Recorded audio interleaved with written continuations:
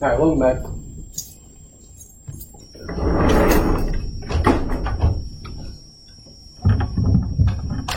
Hopefully y'all enjoyed your weekend.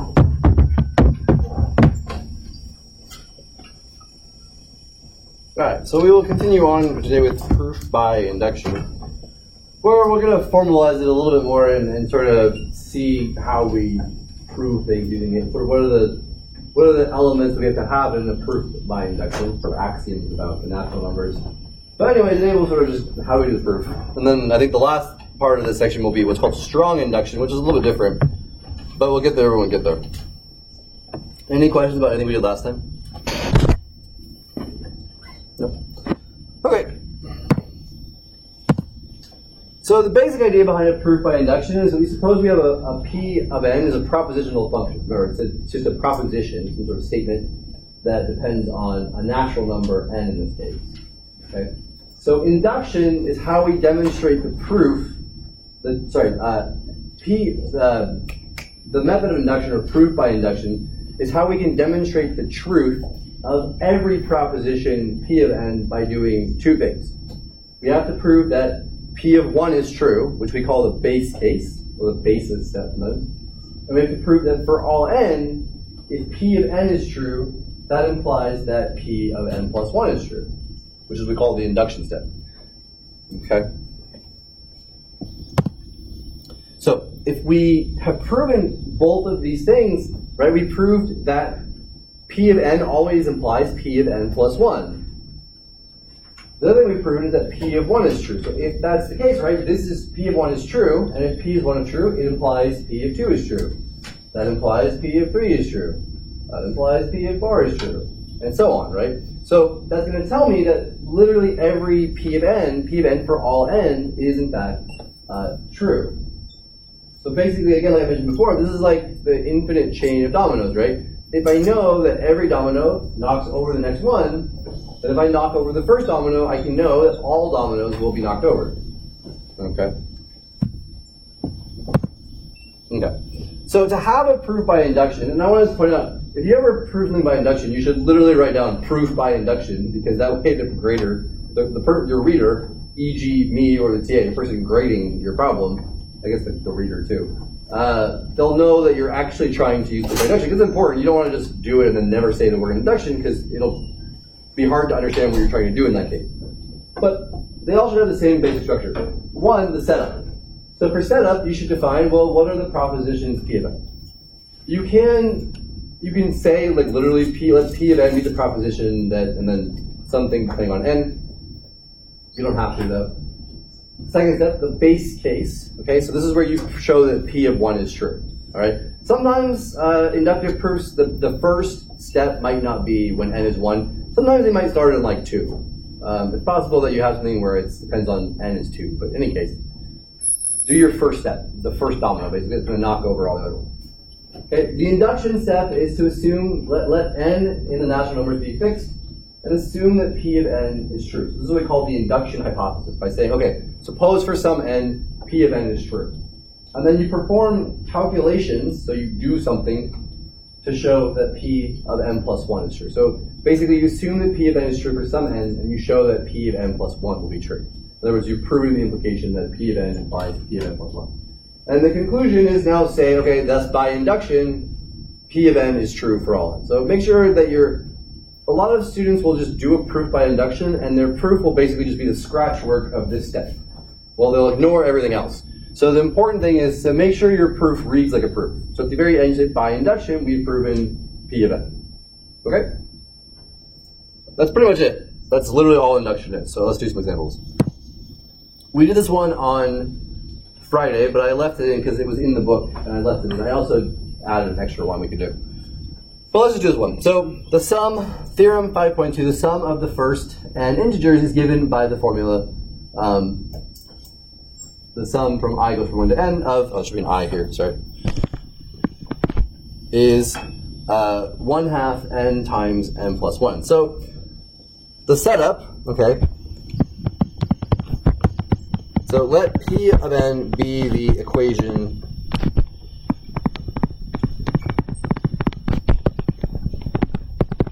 I goes from 1 to n of I equals 1/2 n times n plus 1. Okay? This is our setup. Okay? Step 2. Note that 1 is in fact equal to 1/2 times 1 times 1 plus 1.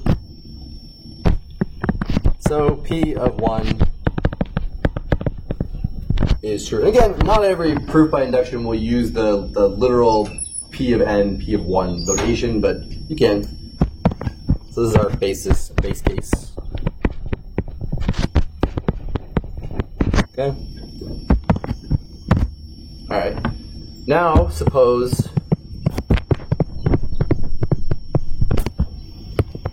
that for some natural number n,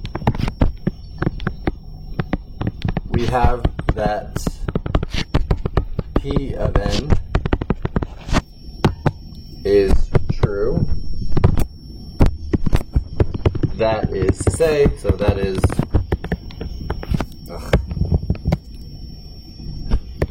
the sum I goes from 1 to n of I is in fact equal to 1/2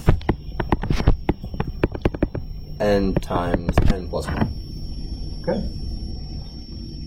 Then, the sum I goes from 1 to n plus 1 of I, well, so I can write that as the sum I goes from 1 to n of I plus n plus 1, right? It's equal to the following. I goes from 1 to n of I, and that's just this whole sum, except it misses the last term, right? It's just omitting the last term. So I just do this plus n plus 1. And so by the induction hypothesis, so this is what we call the induction hypothesis.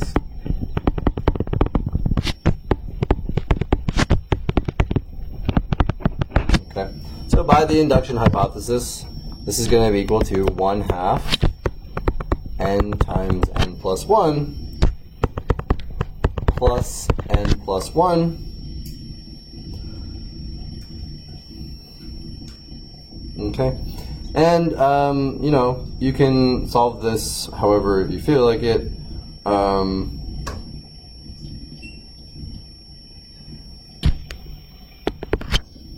It's 1/2. You can factor out the n plus 1, right? So you get n plus 1 times 1/2 n plus 1, which is n plus 1 times n plus 2 over 2. And that, of course, is equal to 1/2 times n plus 1 over n plus 2 times n plus 2. And this is exactly we've shown P of n plus 1, right? So this is what we should get, right? If we have this formula that's true for n plus 1, you should get 1/2 n plus 1, replace n with n plus 1, times n plus 2. So what you could do is you could say, thus the sum I goes from 1 to n plus 1 of I is equal to 1/2 n plus 1 times, you could say times n plus 1 plus 1. So P of n plus 1 is true. And so that was the induction step.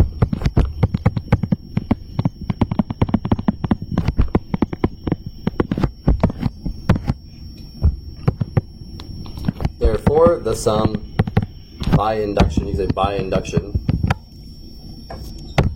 or at the end you say by induction,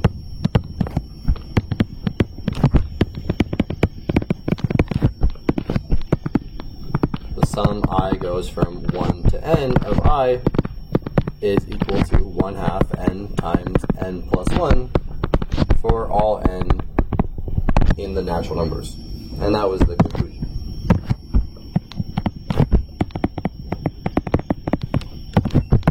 Okay. Good. Any questions? Yeah. Since we're using natural numbers, is there ever a case where the sequence starts at 0? Yes. Sure. Effectively, if you have some kind of, so if your set basically has sort of the same structure as a natural number, so if you included 0, 1, 2, 3, then it could certainly be a formula that just starts at 0. You could have a formula that starts from like 3 and on, right? And it still works out. It basically has to have that same structure though, where there's a least element. So like induction, for instance, doesn't really work if your formula is like, it depends on the integers, for instance. Like it has to be a least element for it to work out. If that makes sense. Okay. Mm-hmm. Could you do one where it's like n plus 1 and then go like n minus 1, like what like early integers in that case? I guess. Yeah, you could do. You could try to show that. I mean, there's probably some version of induction that's sort of you could apply it into it possibly, but I think maybe not. Induction, you can think about it. Induction is effectively, as we'll see on Wednesday, like where does induction come from? Like why is it true? It more or less boils down to being equivalent to the well-ordered principle of natural numbers, which just says that there's a least element of the natural numbers. But we'll get there when we get there. Okay. Any questions on the structure of the proof? But this is the basic structure of how induction proofs should go. You start out by, and this is probably more formal than they're going to be written in like your book, for instance. Any questions here? All right, let's do another one here. This is a bonus. This one wasn't in the book. I thought I might have. This might be a short section, so I decided to add another one. We have the geometric sum. Can be found from, so the sum from j goes from 0 to n minus 1 of r to the j is equal to 1 minus r to the n over 1 minus r for r not equal to 1. So if you took calculus, your calculus instructor might have shown you this, this formula before. And you can do it by, you can actually do it by just using algebra, but we can prove it with induction. So again, you don't have to use the same setup here. So we don't have to use this sort of specific notation like let p of n. You don't have to name the statements. For whatever reason, Professor Donaldson in his book says that in that sort of setup like this, but then he doesn't actually do it in any of his proofs. So, I mean, it's not a big deal. You don't see that very often in proofs and like textbooks. Okay, so first note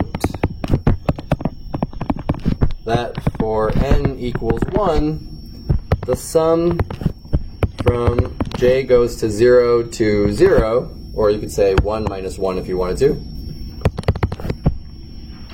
R to the j, well, that's just r to the 0, which is 1, which is equal to 1 minus r to the first over 1 minus r, right?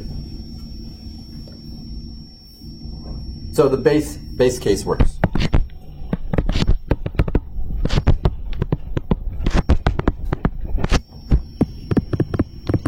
Okay. Now, suppose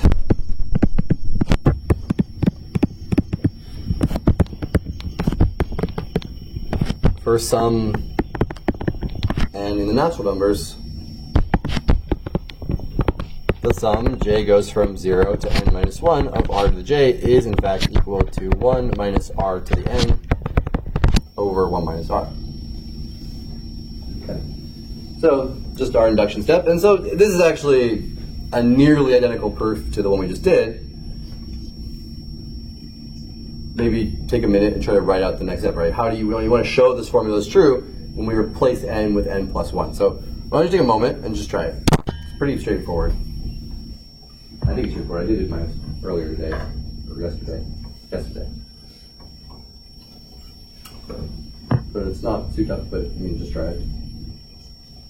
It's going to be similar to the last one.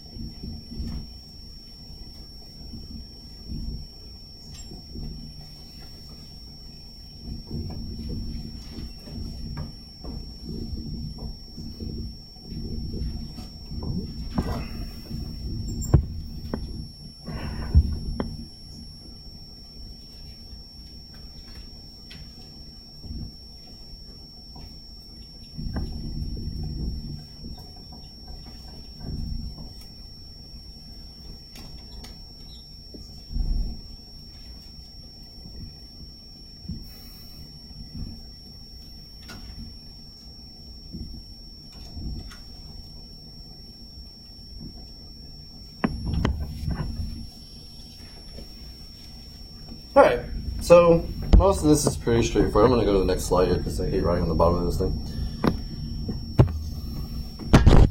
So if you were to take the sum, j goes from 0 to n plus 1, minus 1, right, of r to the j, this would just be the sum, j goes from 0 to n minus 1, r to the j, plus r to the n. Because the last term would be r to the n, right? And so by the induction, so the induction hypothesis gives me that this is going to be 1 minus r to the n over 1 minus r plus r to the n, which will become 1 minus r to the n over 1 minus r plus, okay, so let me just do this. Okay, you just multiply by 1 there, and you will get, if you do that, r to the nth power minus r to the n plus 1 over 1 minus r, and that will, of course, give me 1 minus r to the n plus 1 over 1 minus r. Okay? And you can say then, therefore, or by induction,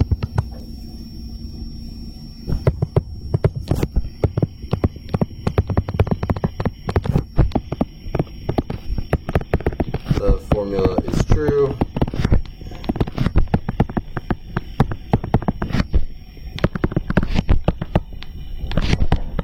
It's true for all n. Okay? Any questions?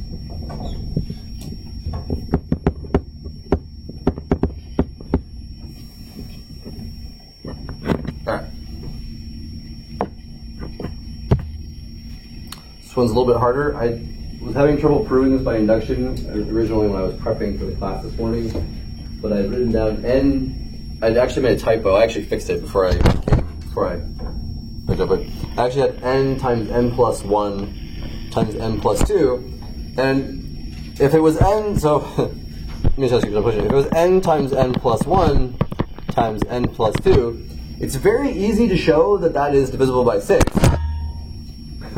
Why is that divisible by 6? It's very clear that it should be divisible by 6. Anyone? I mean, one of those numbers is it's got to be divisible by 2, and one of them has to be divisible by 3, right? If I have 3 consecutive integers, of those 3 integers, one has to be, one can be divisible by both 2 and 3, but basically, at least one has to be divisible by 2, and at least one has to be divisible by 3. So the product of those 3 numbers has to be divisible by 6. On the other hand, actually trying to show that it's divisible by 6 by induction, I found challenging. So then I looked in the book and I was like, oh, you had a typo.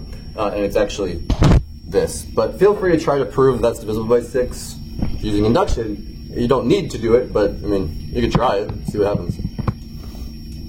Anyway, all right, so for this one, well, if n is equal to 1, okay, 1 times 2 times 3 is equal to 6 is divisible by 6, right? So now suppose for some fixed n in the natural numbers, suppose that 6 divides n times n plus 1 times 2n plus 1. Okay?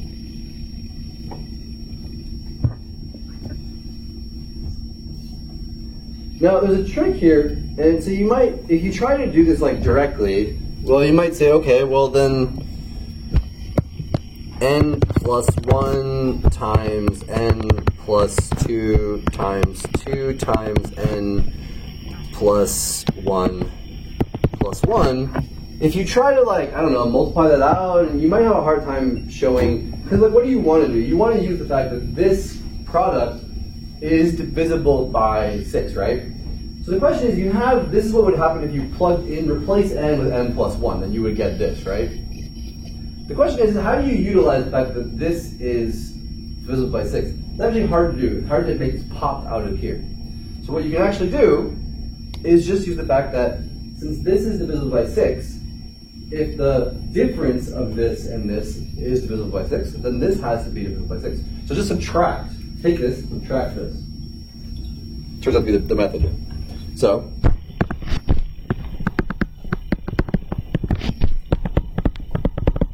okay. If you do that, right, then you can factor out m plus 1. What will be left over, you'll have n plus 2 times 2n plus 3 minus n times 2n plus 1. And from here, just multiply all of this out. It turns out what you'll get is, so just do it, so you get n plus 1, you'll get 2n squared, plus you'll get 3n plus 4n, so you get 7n plus 6, minus here you're going to get 2n squared minus n. And if you notice, what does that simplify out to? That simplifies out into n plus 1 times 6n plus 6, which of course would be 6 times n plus 1 squared. So now basically I have, these are just numbers, right? This is a number, and this is a number. This number is divisible by 6, and so is this, so it's the difference, which means this has to be divisible by 6. Now you can show it directly, though it's actually easier to show it.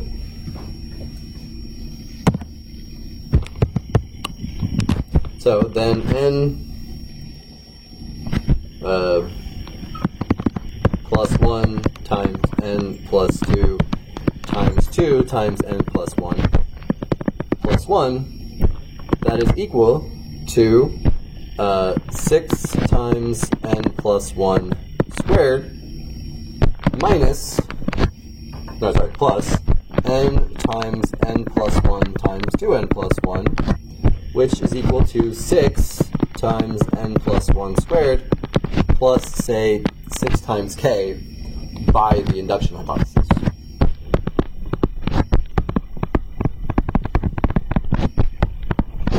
Right. So the induction hypothesis is we assume that this quantity right here was divisible by 6, which means it's a multiple of 6, so it's equal to 6 times some integer. I should say 4k is an integer. And that's equal to 6 times n plus 1 squared plus k. Hence, n plus 1, or sorry, I should say 6 divides n plus 1 times n plus 2 times 2 times n plus 1 plus 1. So by induction,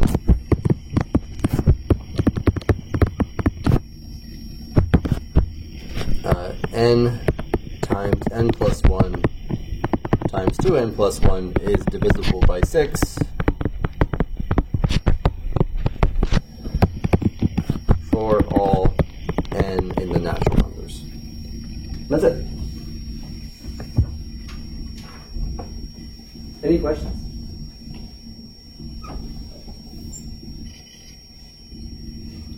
Kind of, is there another way to prove it? 3 consecutive integer. Well, these ones aren't consecutive. Right? It means one of them is even number. Yeah, one's even. So basically, And one, after this one, divides 3. yeah, I mean, there might be a way to do it. You could argue it out, but this might be, I don't know. Yeah, it wouldn't surprise me if there was a way to show this, but basically you could say, well, if n is even, then twice n plus 1 should be a multiple of, well, I think you could probably reason it out, but I don't know if there's a good way to just prove this directly without induction. In the thing I wrote down first, n times n plus 1 times n plus 2, if I write down 3 numbers, it could say numbers 1 has to be a multiple of 3, 1 has to be a multiple of 2, ergo their product has to be a multiple of 6. But for this, it's n times n plus 1 times 2n plus 1. It's harder to argue that one of them has to be multiple of 3, basically. That's what it ends up being, more or less, is that one has to be either a multiple of 2, and then one has a multiple of 3. But in this case, it's much harder to do, I think. It's easier just induction. I don't know. Try it yourself. See how it comes up. Any other questions here? Okay. All right, we got a few minutes. Why don't you try this one? Try this yourself. See how you do.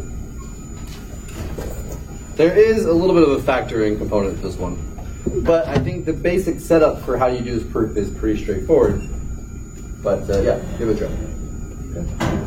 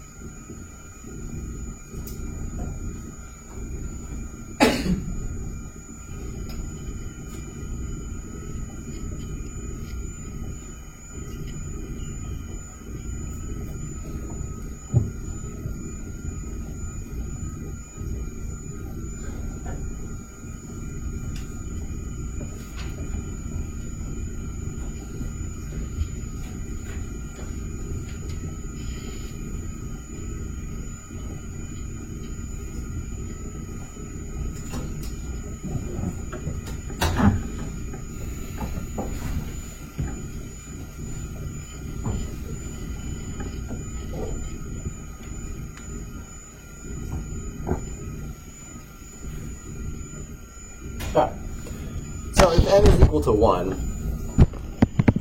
the basis step is if n is 1, then 3 times 1 minus 1 is 2. So it's just the first number in that sum. So 2 is of course equal to 1/2 times 1 times 4, right? So you're good. The basis step, so the base case works. So the formula holds for the base case. So now suppose for some integer n, 2 plus 5 plus 8 up to 3n plus 1 equals 1/2 times n times 3n plus 1. This is why I'm not super excited to teach induction. These proofs are all the same thing, right? You just write half the same words and just replace this in algebra. It's not very exciting. Anyway, alright.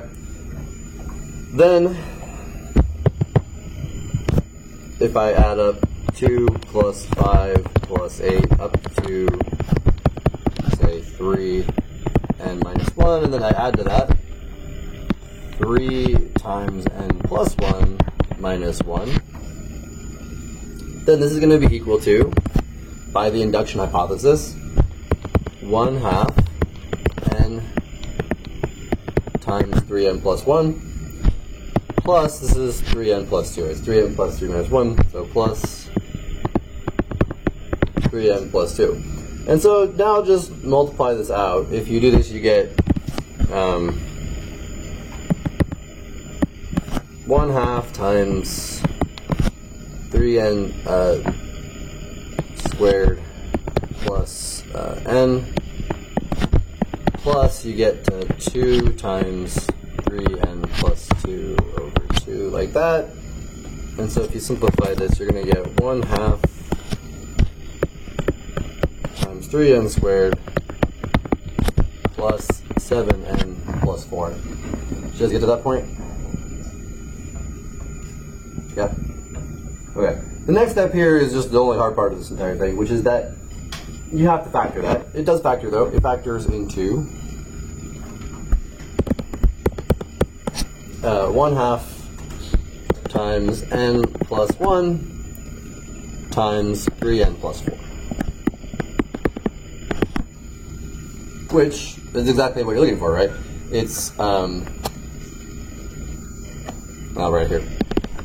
It's 1/2 times n plus 1 times 3 times n plus 1 plus 1. So, the formula holds for m plus 1 as well. So we showed that it's true for n, it's true for m plus 1. So, by induction, I don't know why I left on an extra slide there. Well, by induction,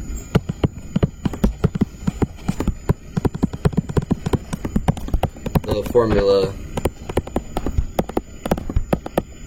is true for all n in n. Okay?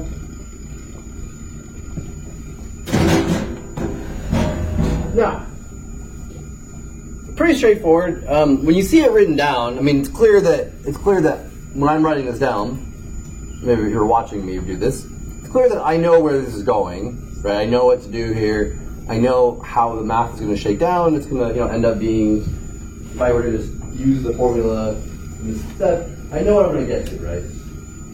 So maybe you don't know that, so maybe you write down some scratch work. And I want to point out that something like this might be some scratch work right here. So P, you might say like P of n plus 1, that might be 2 plus 5 plus 8, up to 3n minus 1, plus 3 times n plus 1 minus 1. And you know that this is going to be equal to, space here, you might say, well, this should be equal to 1/2 times n plus 1 times 3m plus 4, right? Where this part right here, that was going to be equal to 1/2 times n times 3m plus 1. And so now, what you get, right, is you should get, add this together, right? You get 3/2, 3/2, times the n squared plus 1/2 n plus this plus 3n plus 3 minus 1, if you just sort of take the left hand of this equation. And that should be equal to the right hand side, which if you do the right hand side, you would get 1/2 times 3n squared plus 7n plus 4. And that gives me the following.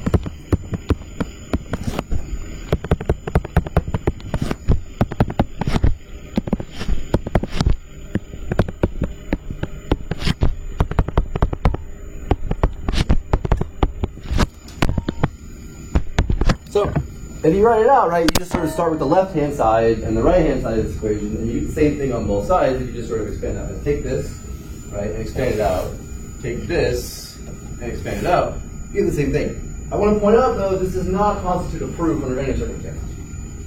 So, the first thing is you want to sort of say, okay, we sort of start with this formula up here, that's fine. This up here is fine, but I don't want to set it equal to what I'm trying to prove. You should never do that.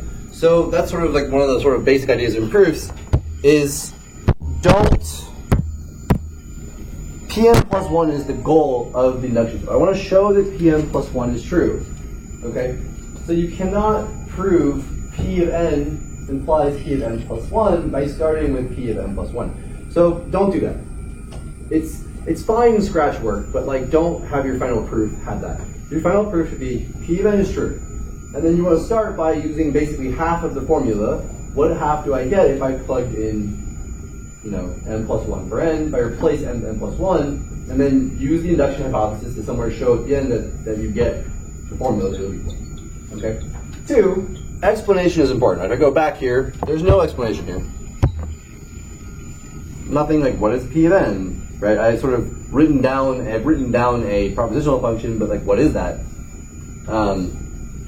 Right. Technically, this statement right here, this equals that. That is the statement P of n plus 1, but we're trying to show that it's true, so you don't want to start with that.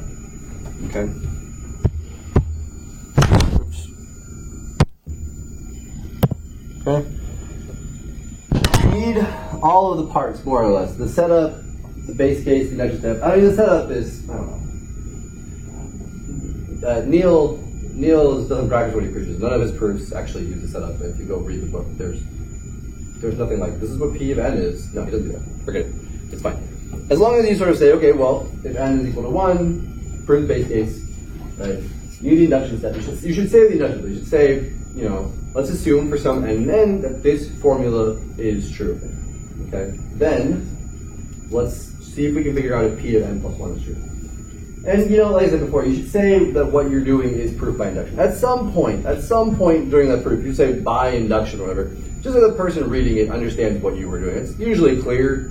Like, it's not hard. It's hard to screw up an induction proof in the sense that, like, on the test, on the final exam, you're not gonna like. At least I've taught this like a couple times, which 2 times isn't like that much relative to being I taught like calculus like 20 times or something, 10 times. Not 20, but like. I taught 2A, 2B, each about between 8 to 10 times. So I've taught that a lot more. I only taught this class twice before this. That being said, I cannot recall in my 2 times teaching this ever seeing a student try to prove something by induction when that was not how I intended to do it. Like, you guys will know. It'll be obvious when you should prove something by induction, I think. So, you know, but you should still say it, though. You should still have try to make your proofs nice. Like when you're writing a test or homework or whatever, try to make your proofs nice. That's the best thing you can do. Because if you just sort of write down a bunch of work and stuff like that, we're not going to like know if you really know what you're doing. Okay, so do your best, make your proofs nice. Okay. All right, that is actually all I have for today. So I don't know why all these sections are short. I didn't write the syllabus. It's written for me. Any questions? Quiz tomorrow? No. Just Thursday. Quiz is always on Thursday. Homework is not due tomorrow.